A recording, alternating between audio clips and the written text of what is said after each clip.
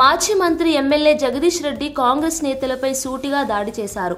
ఇతరుల కుటుంబ విషయాల గురించి మాట్లాడే వారికి తమ ఇంట్లో జరిగే లొల్లిపై మాట్లాడే ధైర్యం లేదా అని ప్రశ్నించారు. నీ ఇంట్లో తిరుపతి రెడ్డి నీ భార్య మధ్య జరిగిన గొడవ గురించి మేం మాట్లాడకూడదా? నీ సొంత అన్న పెళ్లికి నీ భార్య పిల్లలు ఎందుకు రాలేదు అంటూ విమర్శించారు. రాజకీయంగా బలహీనపడిన కాంగ్రెస్ నాయకులు వ్యక్తిగత విమర్శలకు దిగిపోతున్నారని మండిపడ్డారు.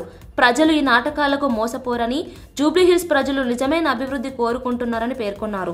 కాంగ్రెస్ కపట రాజకీయాలకు ముగింపు పలికే సమయం వచ్చింది అని ఆయన పిలుపునిచ్చారు. కవితమ్మ గురించి మాట్లాడుతున్నాడు, హరీష్ రావు గారి గురించి మాట్లాడుతున్నాడు. ఏందో నిర్ణయాలు ఇంకా ఎవరు వాళ్ళ కుటుంబ సభ్యుల గురించి మాట్లాడుతున్నాడు. వీళ్ళని దూరం చేసిండ్రు, వాళ్ళు నిలగొట్టిందని. నిన్న ఎందుకో నీ సొంత అన్న కూతురు పెళ్ళి అయితే నీ కుటుంబ సభ్యులు రాలేదు ఎందుకు? చెప్పు సమాధానం. నీ సొంత అన్న కూతురు పెళ్ళికి నీ సొంత కుటుంబ సభ్యులు, నీ భార్య నీ కూతురులే కదా నీ కొంత కుటుంబ సభ్యులు, ఇంక పోలేదు. ఎందుకు మాట్లాడాలి వ్యక్తిగత విషయాలు, కుటుంబ విషయాలు? ఏమవసరం? నువ్వు ఒకటి మాట్లాడితే ఇంకోటి వస్తుంది కదా.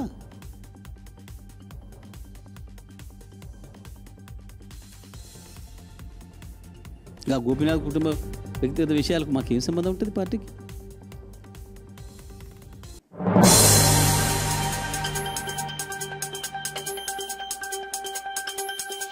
గుంటూరు జిల్లాలోని రాజుపాలెం మండలం రెడ్డిగూడెం వద్ద ఓ ప్రైవేట్ ట్రావెల్స్ బస్సు పెద్ద ప్రమాదం నుంచి త్రుటిలో తప్పింది. హైదరాబాద్ నుంచి బాపట్లకు వెళ్తున్న బస్సు అదుపు తప్పి రోడ్డు పక్కకు వరిగింది. రహదారి పనుల కోసం ఏర్పాటు చేసిన వైపులకు బస్సు ఢీకొని నిలిచిపోయింది. ఆ సమయంలో బస్సులో సుమారు 30 మంది ప్రయాణికులు ఉన్నారు. అయితే అదృష్టవశాత్తు ఎవరికీ ప్రాణాపాయం జరగలేదు. అత్యవసర ద్వారం ద్వారా ప్రయాణికులు సురక్షితంగా బయటకు వచ్చారు. సమాచారం అందుకున్న పోలీసులు సంఘటనా స్థలానికి చేరుకొని పరిస్థితిని పరిశీలించారు.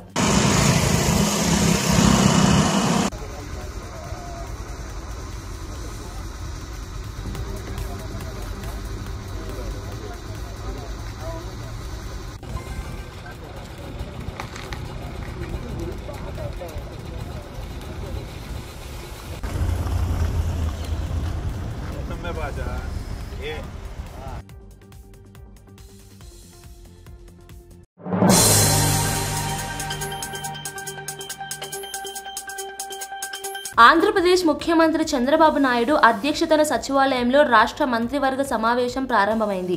ఉదయం నుంచే మంత్రులు సచివాలయానికి చేరుకొని సమావేశంలో పాల్గొన్నారు. మొత్తం 70 అజెండా అంశాలపై చర్చ జరగనుంది. ఈ క్రమంలో క్వాంటమ్ కంప్యూటింగ్ పాలసీ 2025-2030కు కేబినెట్ ఆమోదం తెలపనున్నట్లు సమాచారం. రాష్ట్ర ఆర్థిక పరిస్థితులు, పెట్టుబడుల ఆహ్వానం, విద్య, వైద్య రంగాల అభివృద్ధిపై కూడా చర్చించనున్నారు.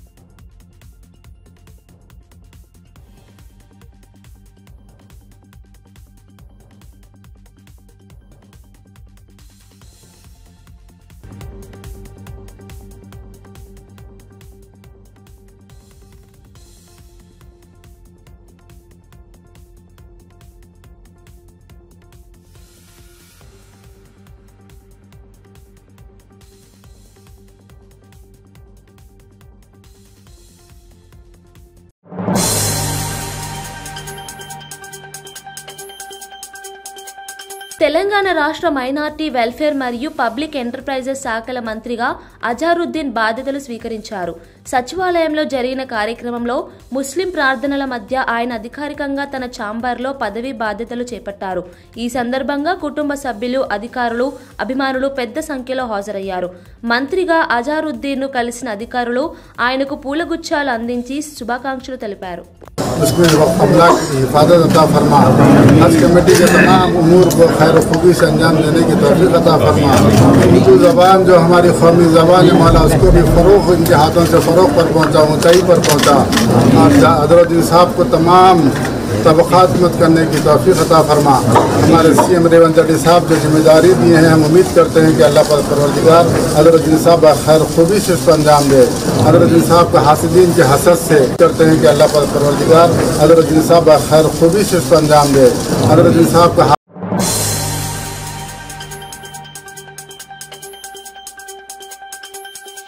తిరుమలలో అన్న ప్రసాదాల పంపిణీ పద్ధతిపై వైసీపీ నేత మాజీ మంత్రి అంబటి రాంబాబు ప్రశంసలు కురిపించారు. కుటుంబ సభ్యులతో కలిసి ఆదివారం తిరుమల శ్రీవారిని దర్శించుకున్న అంబటి అనంతరం తరిగొండ వెంగమాంబ అన్న వితరణ కేంద్రాన్ని సందర్శించారు. అక్కడ భక్తులతో కలిసి భోజనం చేస్తూ అన్న ప్రసాదాలను స్వీకరించారు. అన్న ప్రసాదాలు రుచిగా శుచిగా ఉన్నాయని తెలిపారు. భక్తుల సౌకర్యార్థం టీటీడీ తీసుకుంటున్న చర్యలు అభినందనీయమని అంబటి అన్నారు. నమస్తే. ఈరోజు శ్రీ వెంకటేశ్వర స్వామి దర్శనం చేసుకొని తిరిగి గుంటూరు వస్తున్నాం. బంధువులు మిత్రులతో కలిసి ఉదయాన్నే తిరుమల వెళ్ళి వెంకటేశ్వర స్వామి దర్శనాన్ని చేసుకున్న తర్వాత అన్నప్రసాదశాలకు వెళ్ళి